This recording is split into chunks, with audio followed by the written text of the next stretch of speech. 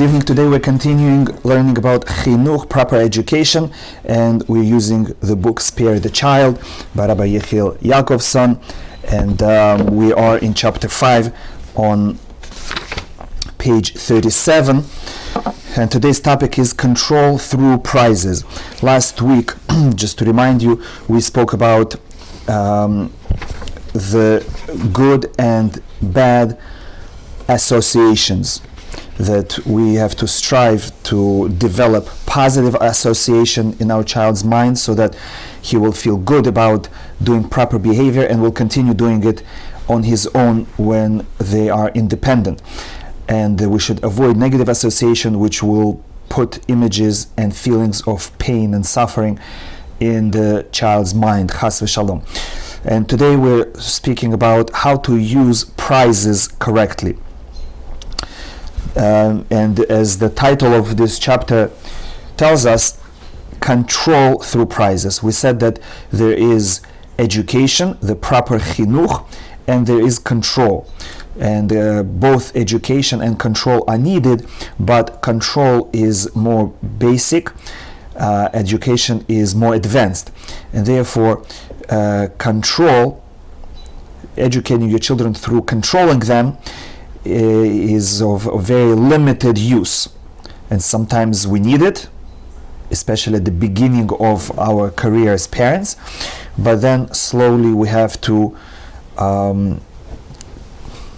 switch to chinuch and use control less and less. So that means that prizes provide not real education, but rather control technique. I want my child to do something, and I give him a prize, whatever the prize may be, and that may work temporarily, but as with control, always it is limited in its scope, and therefore eventually the prize will stop working and it will need to be increased, or it will stop working altogether. So, number one, the problems with control through prizes. First, let's ask a question. Do prizes solve the problem of control? I'll just offer them a prize and they'll do whatever I want. A prize does not cause resentment or resistance, so it's not going to create a negative association, and that's good. Will it create a positive association? Let's see. So again, a prize does not cause resentment or resistance, nor does it create a negative association. So perhaps the prize is actually the ideal method of control. Control with no negative effects. Sounds good, and because of that many parents do use prizes. But is that so? Is that the best method of control? One more question. If the prize is in fact harmless, perhaps it should not be defined as a form of control at all. Maybe it should be considered a form of chinuch, of proper education, long-term education, since it would seem that it actually creates positive association. And that's what we have to find out. If indeed prize creates a positive association, perhaps we can consider it chinuch. Now, the following case illustrates the answer to these questions. About half a year ago, I made up with my oldest son, an 11-year-old, that I would give him $1 for every Mishnah he learned by heart. He has to learn it, understand it, and memorize it, and he'll get $1. In the beginning, it seemed like a great idea. In a short time, he learned a large part of Seder Moed and knew it well. Hundreds of Mishnayot. However, I soon realized that it was a big mistake, because 2 weeks ago he stopped learning with me and instead took a job in a local fruit store. I spoke to him trying to understand, and he explained to me quite simply that this way he earns more money in less time. It's more profitable. I don't need to tell you how I felt at hearing this answer, especially since before this deal, he had never been interested in earning money. I'm trying to understand where I went wrong and what I can do to correct it. By now, the one thing I do see clearly is that offering him more money is not the solution. Because a person might say, okay, he overgrew $1, let me give him $2, let me give him $5 for every Mishnah that he learns. But as children grow, so does their earning ability grows. And if you convince them to do what you want to do only because it's profitable for them, they'll earn money, then you will eventually have to raise your wages.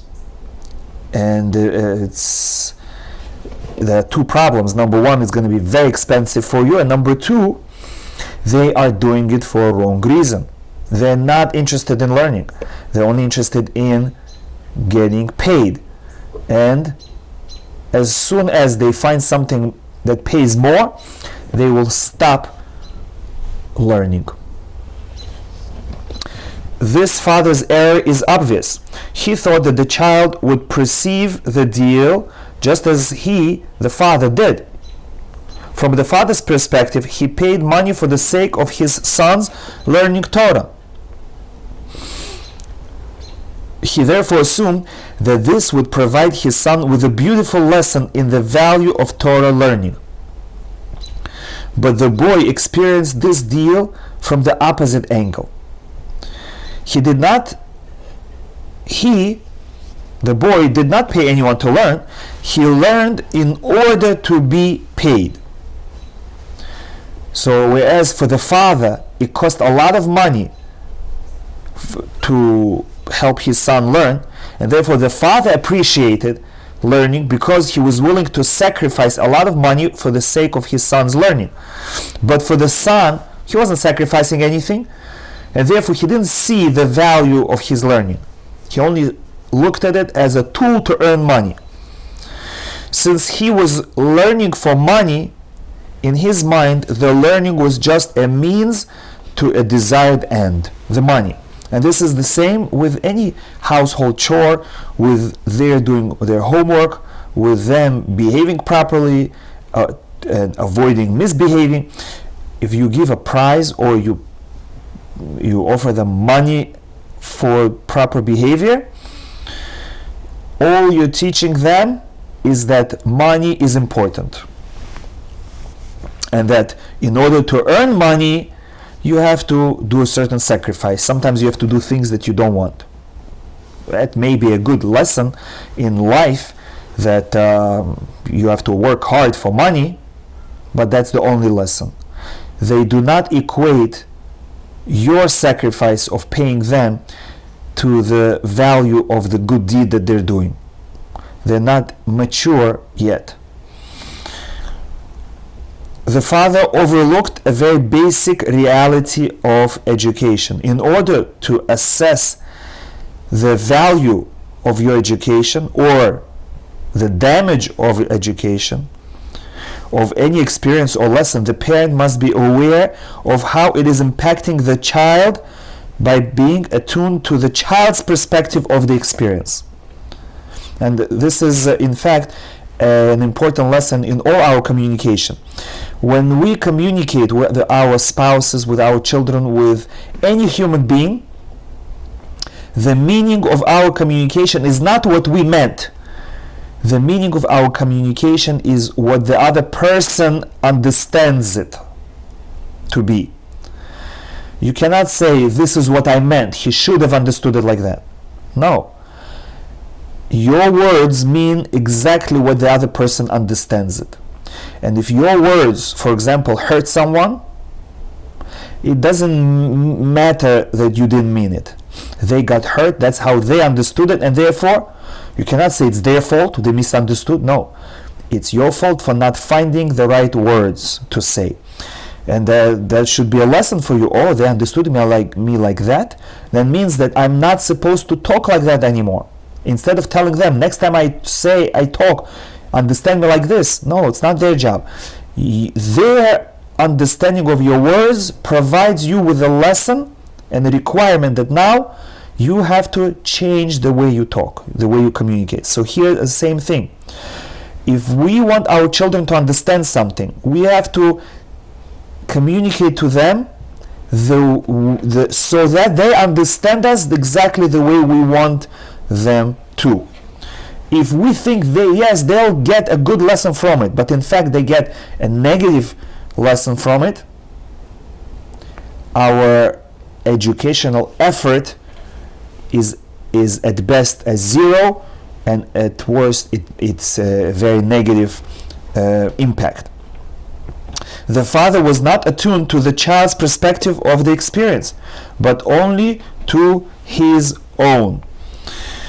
The unfortunate result of this oversight was that he himself taught his child to value and crave money. The father wanted to teach the child to love learning, and instead the child did not learn to love learning at all. Instead, the child learned to love money. And what did he learn about learning? That learning is a means of earning money.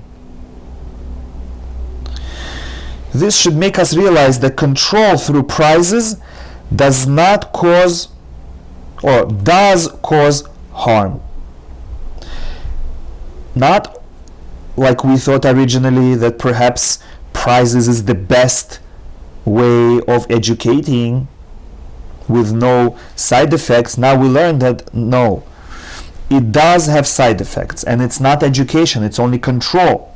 It's temporary. What is the harm that this kind of prize control cause?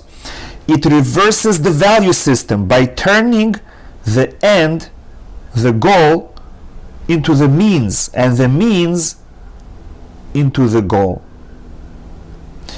Like in this case, it turned the goal, learning Torah, growing spiritually, into the means of earning money. This does, I'm reading note 18 on the bottom. This does not conflict with the principle that mitoch shelo lishma ba lishma, that by learning Torah and doing mitzvot for a wrong reason, you may eventually come to learn and do mitzvot for the right reason. Meaning, if a person learns Torah because there is a gain for him, eventually we hope that he will love learning, and he will say to himself, I like it so much, I don't need the prize, I don't need the gain, I'm willing to learn for free. Not only that, I'm willing to pay for someone to teach me. And the same way, at the beginning, a person might do mitzvot because he's pushed by society or by his parents, or because there is a certain gain. He will get a better shidduch, will have better marriage, or respect from his community, or because his teacher will give him a better grade if he pretends that he's praying better. So at the beginning of a child's career, he may be doing mitzvot and learning Torah for a wrong reason. But then we hope that he will realize that praying actually is very meaningful. I like it. Learning Torah is very interesting. I enjoy it.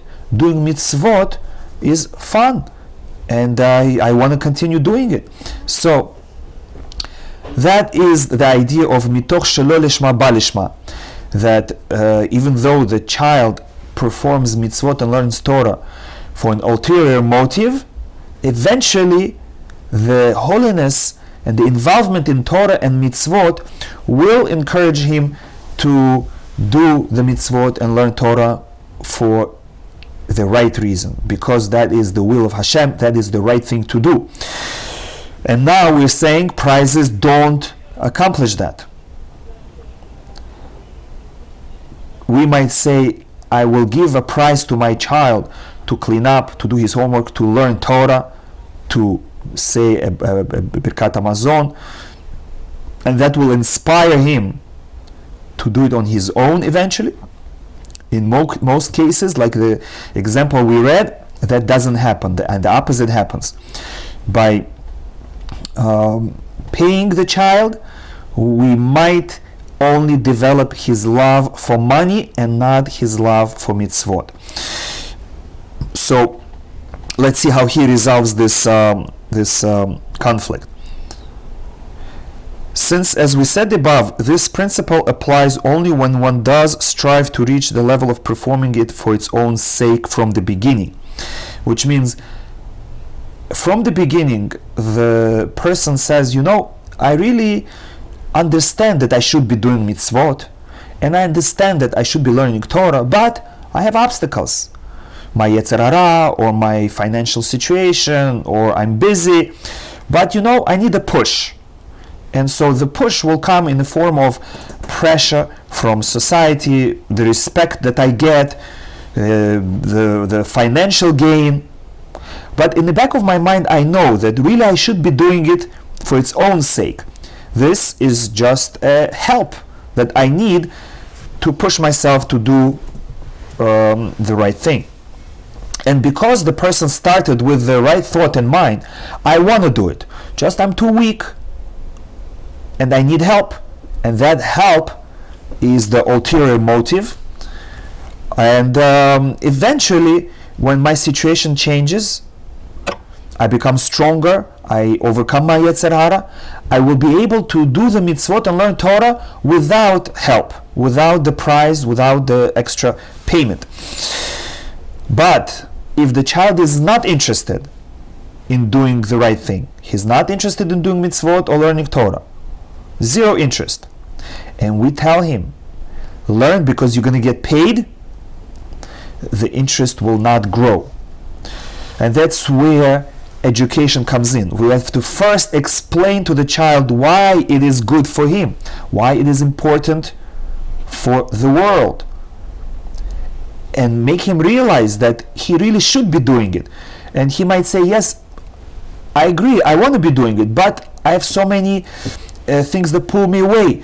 I have my friends, basketball, I have books, and I have the phone, and so many distractions. So because I'm going to get paid, okay, fine, I welcome it because I want to learn anyway. But if we don't use the educational part as well, and we only use the prize, then the child will never grow to start doing mitzvot or learning Torah for the right reason. Now we're going back to the text on the bottom of page 38.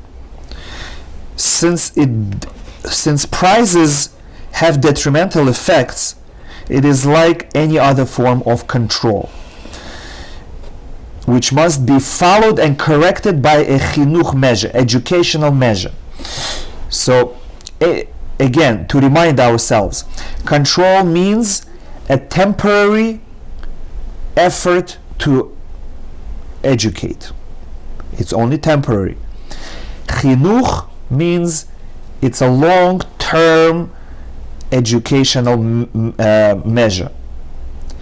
If we inspire a child, if we make the child feel good about what he's doing, then he will want to continue doing it long term.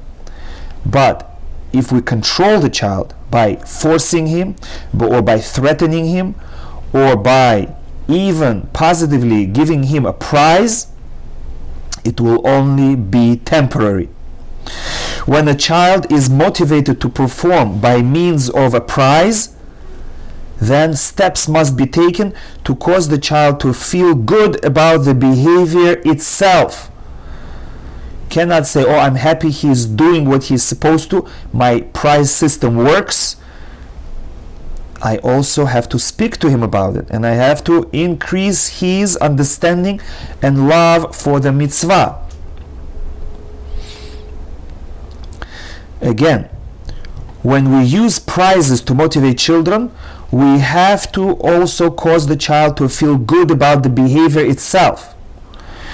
Only steps which make the child feel big and gratified about what he has accomplished can correct the detrimental effect of the prize and help the child internalize the positive behavior itself. Again, when the child internalizes the positive behavior, he will continue doing it long term. If he uses the good behavior as a tool just to earn money or get a snack, get what he wants, then the behavior will be put aside as soon as he doesn't need the reward, or if he can get the reward elsewhere. So that's our goal. We have to make the child love and understand what he's doing. This brings up another point. It is very important to motivate children through material rewards. Now we're speaking about the positive side of prizes. Yes, it is common and it works, but only if you use it in a smart way. If you rely only on a prize, it will backfire. You will be happy that it works in the beginning, but then all of a sudden it will stop. Children receive prizes, money, and all sorts of other rewards for volunteering in activities such as Tehillim groups, father and son learning, Av Ubno learning programs, vacation time learning programs, and so on. Mitzvah activities, and they get snacks, they get mention in a newsletter, and it sounds good. Aren't we all moved by the sight of pure innocent children raising their sweet voices in Torah or Tehillim? But precisely because these activities are so valuable, they have to be conducted delicately and cautiously. When such projects are initiated impulsively, without careful thought and foresight, they can have a very detrimental effect. If the focus is the prize, then the child will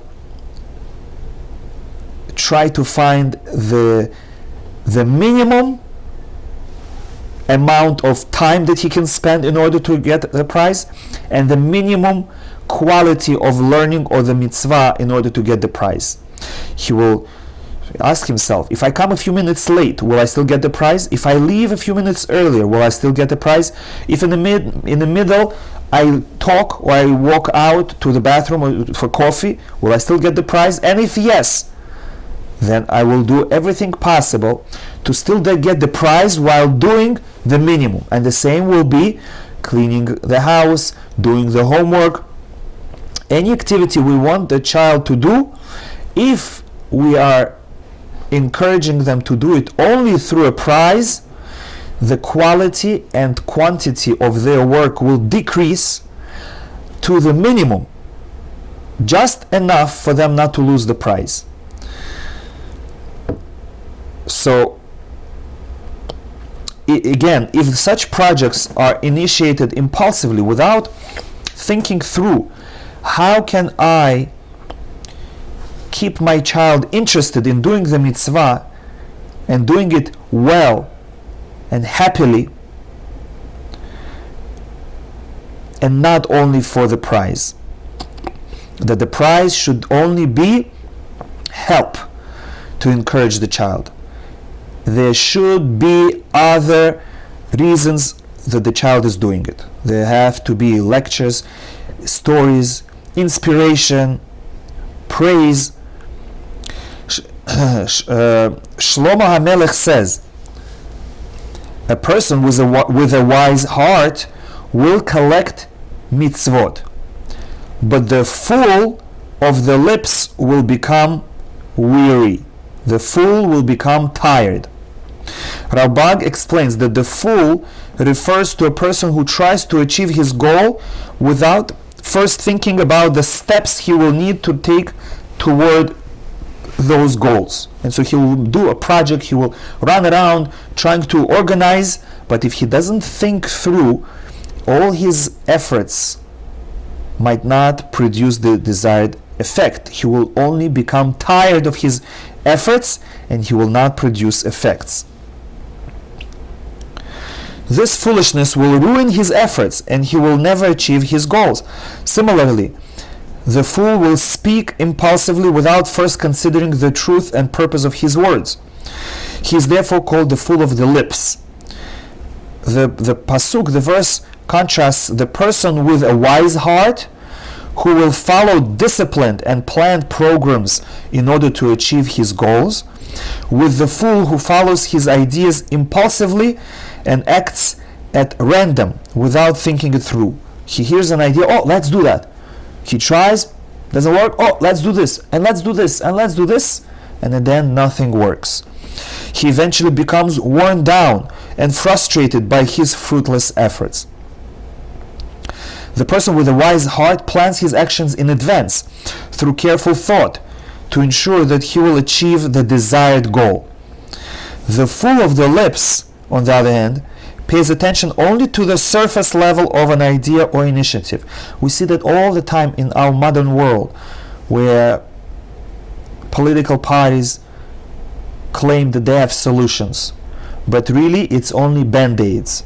They only look at the surface, at the problems, and they say, oh, we'll do this, and people say, yay, it's so good, it will solve the problem. They get excited, but then after a short while they realize that it didn't solve anything. It was just a band-aid, but the wound was still infected, and the society only gets worse and worse. So again, this surface level of an idea and initiative is symbolized by operating with the lips instead of with one's mind. So such a fool proceeds impulsively without thinking, and as a result will often miss his mark or even work against it. It is critical for people involved in such activities and programs, both the sponsors who pay for the prizes and those who actually run them, the organizers, to realize this important point. The prizes themselves have no educational effect. They simply get the child to perform, which is a control. Which means if you want the kids to come to the program, give them prizes. But once they are at the program, you have to educate them. Cannot leave them by themselves, because the only thing that will be on their mind is the ticket, only the snack, the prize. They will not be affected at all by the learning or by performance of mitzvah. And again, the prizes themselves have no educational effect. They simply get the child to perform. And the fact that prizes alone do not lead to chinuch invariably means that they can be detrimental. Instead of giving the child a positive message, we give him no message at all, or the opposite message, the message that material prizes and money are important. They cause children to set their sights on material goals, which ultimately work against the goals we are trying to establish for them. Therefore, anyone involved in these initiatives must ensure that they will include real chinuch as well, real education. This means finding ways to cause the children to connect to the activities themselves and to come away feeling inspired and elevated. Let's take this point a significant step further. The problem with the prize is not only that it puts the child's focus on the prize in each particular instance. There's another problem. Control through prizes causes the child to strive for material goals in general. Not only that, in this instance, the child will ignore the mitzvah and focus on the money, but his whole life goal will now be more materialistic, more financially based. He will start thinking more about money, dreaming about money, planning about earning money. The detrimental effect can be very broad. It prevents the child from developing the ability to sense pleasure in spirituality. He will equate all spiritual activities to the amount of money and pleasure and benefit that he gets physically. Now he brings another example. The following case will show what we mean. I teach a group of bar mitzvah boys. There was a kid who regularly helped me set up the room and books before the lesson and put everything back afterwards. Last summer I conducted 2 parallel groups. This caused more work for the child, so I decided to pay him something for his help. When vacation ended and we were back as normal with one group and less work, the child refused to continue helping without pay. So he was a volunteer, then he started getting paid, and then he did not want to go back to volunteering. I had to talk with him, trying to figure out what had changed, because the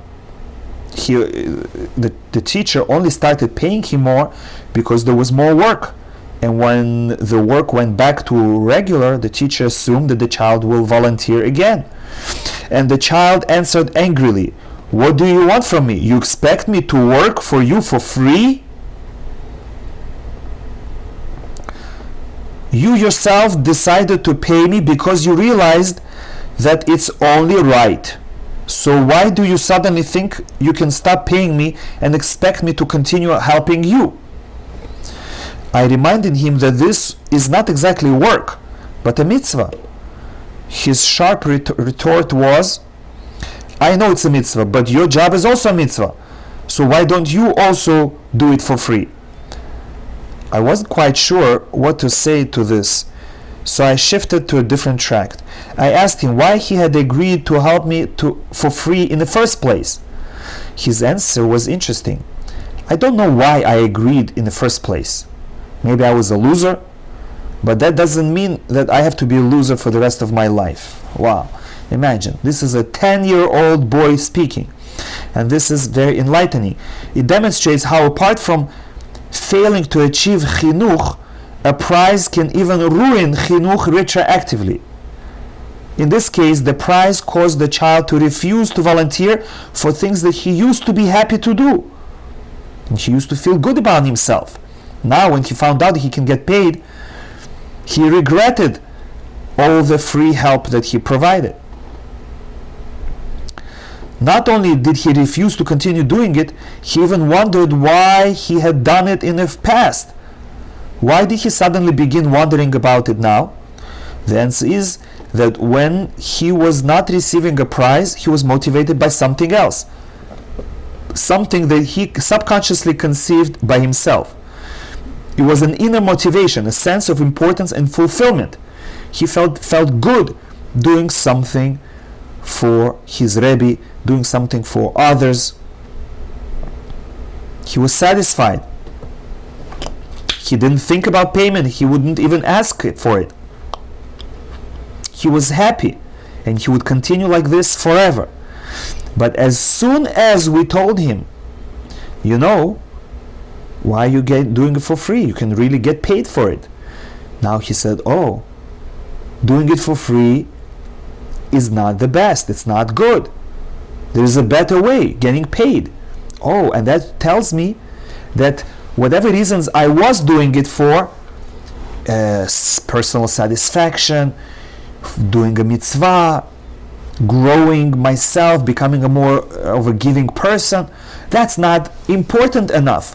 Earning money is more important, because here you have it.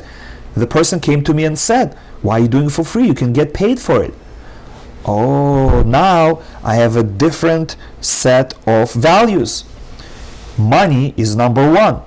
If I cannot get paid for it, and I'm wasting my life anyway, so might as well do something for free for another human being. But I'm not going to do anything for anyone unless I get paid.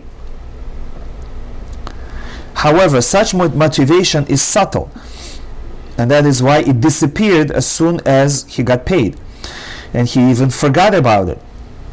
It can only exist to the extent that the person is attuned to it. And that is why when a child volunteers, it is very important to increase his fulfillment in doing it for free. Instead of saying, I'm so proud of my son, let me buy him a gift, let me give him a couple dollars as my thank you. No. Instead, increase his satisfaction and feeling that he's doing something good and important by praising him, by encouraging him, saying, what you're doing is so good, so important, so good. You are becoming a giver. Hashem is happy. You're helping others so much. That will strengthen the proper reason for doing the mitzvah. Instead of giving him the money, then he will say, doing a mitzvah is important because I get paid for it, not in itself. Once the child was being paid, he no longer needed to exert the subconscious effort to keep attuned to this spiritual motivation. It's much easier to see the reward of money than the reward in Olam Haba or the spiritual satisfaction. Now it was replaced by a tangible and material motivation, which required no special sensitivity or focus. And this is, by the way, as a side point, the reason why the Jewish people complained about man. When Hashem sent them the delicious food in the form of man, at the beginning they enjoyed it. It tasted like anything they wanted. But slowly they rejected it, and they said, we want real food. We want to dig our teeth into real meat, not into this soft man. Why? Because man required them to exercise their mind. They had to constantly be focused that this food is given to me by Hashem. It is spiritual food. It's a gift from God, and I'm aware of God, I'm aware of His gift, and I appreciate it. And then when I think about any food I want, man will taste like it. And they said, it's much easier just to enjoy the food without thinking where it comes from and without having appreciation. Just give me a piece of steak, I'll dig into it with my teeth and I'll enjoy. And I don't need the spiritual enjoyment of man. It's much easier to have pure physical enjoyment from the steak. So it's the laziness and the ease with which you can get physical pleasure without working too much that caused them to eventually say, give us real food. We don't want this perfect food man. So the same thing. When we give prizes or money to our children for doing their tasks or mitzvot, they slowly lose the sensitivity for spiritual pleasure. And since that focus was subtle, the focus on doing what's right, feeling good about what you did, subtle and delicate in the first place, once he lost it, he could no longer even remember or recognize it. Once we replace that spiritual satisfaction of doing what's right with money or with a prize, that became on the forefront of the child's mind. He no longer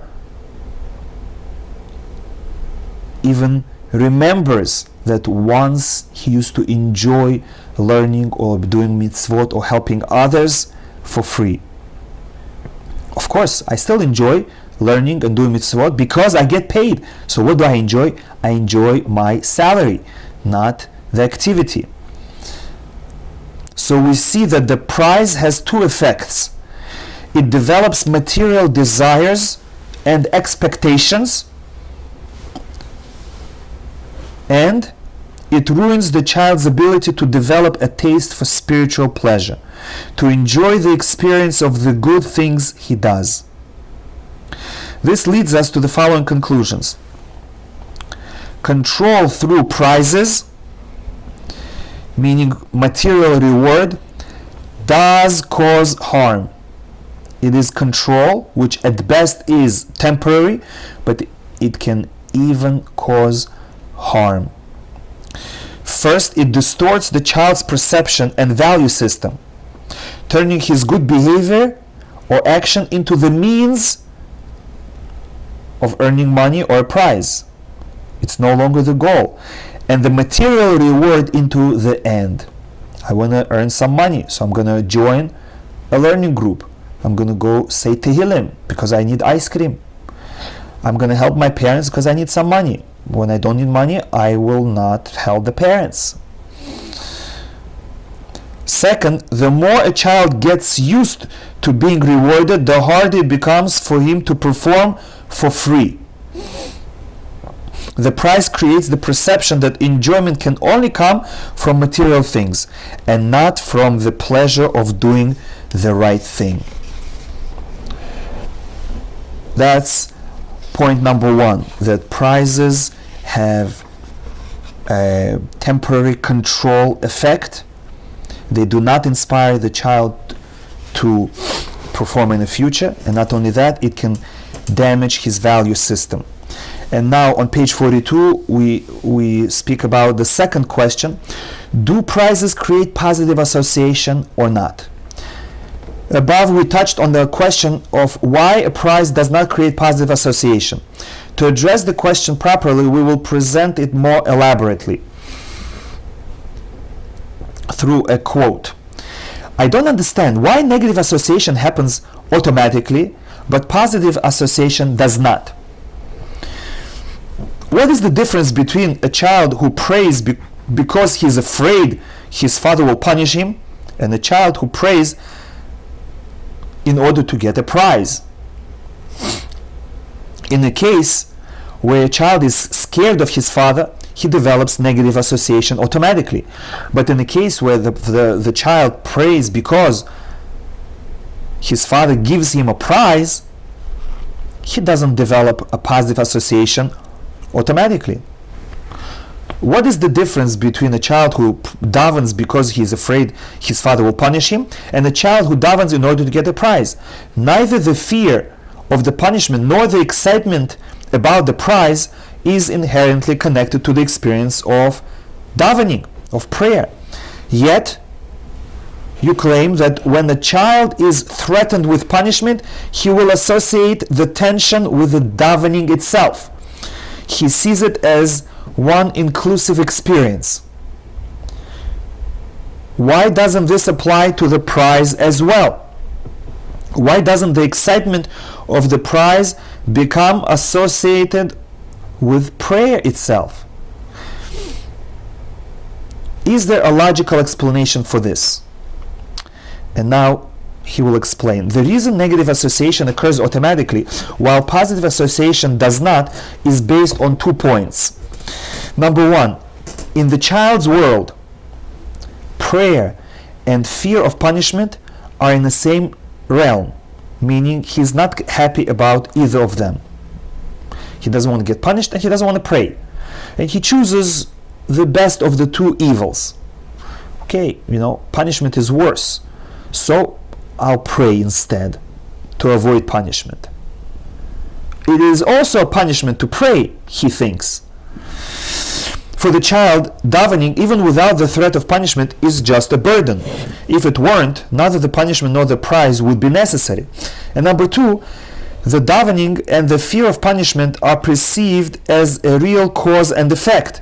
In other words, the only reason for the threat of punishment is that the parent or teacher wants the child to daven.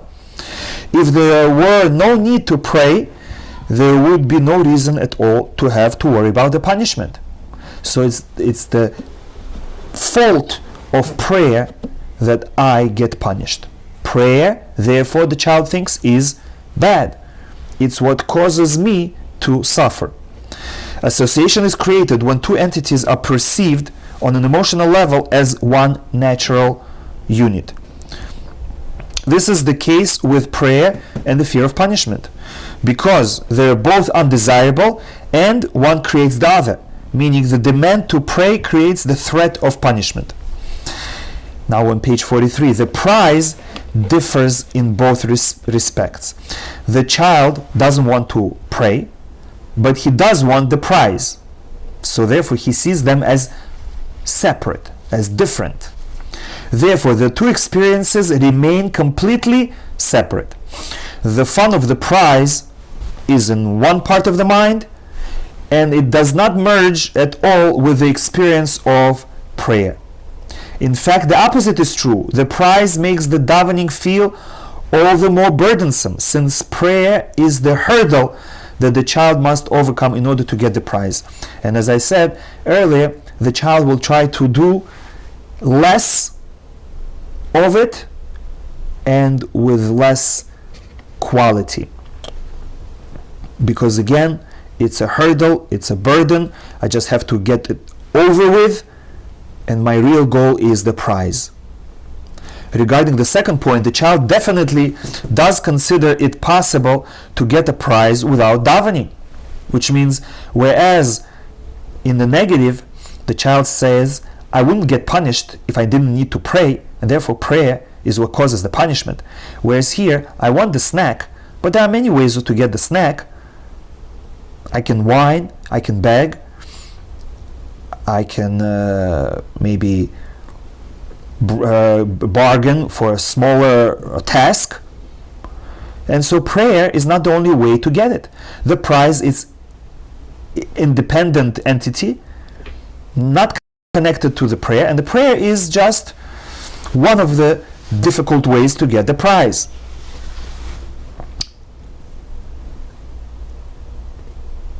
Therefore, he will not see the prize as a natural consequence of davening.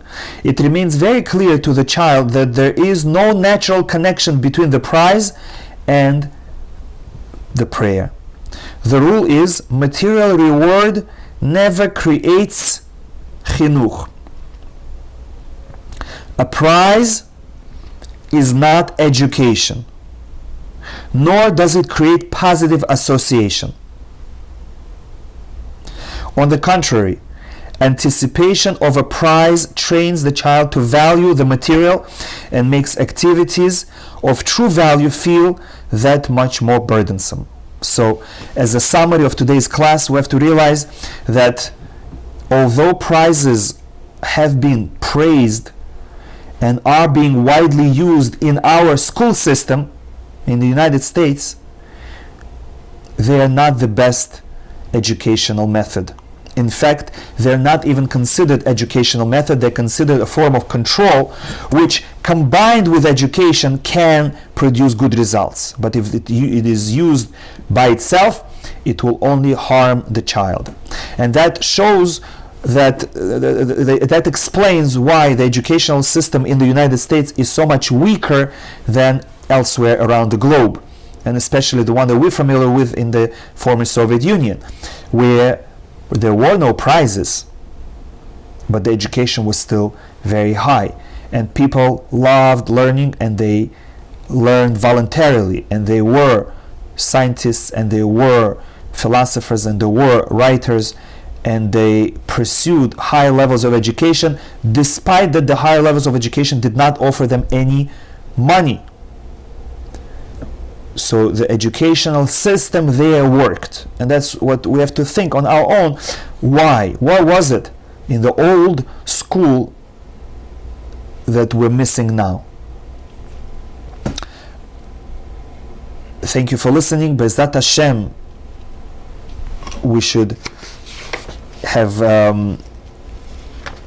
inspiration to do what's right. Hashem should help us to make right decisions, and Be'ezrat Hashem, we should see fruits of our labor. Our children should grow up as good human beings, and those that love Hashem, those that love mitzvot, and Be'ezrat Hashem, we should only see happiness from them. Have a great night.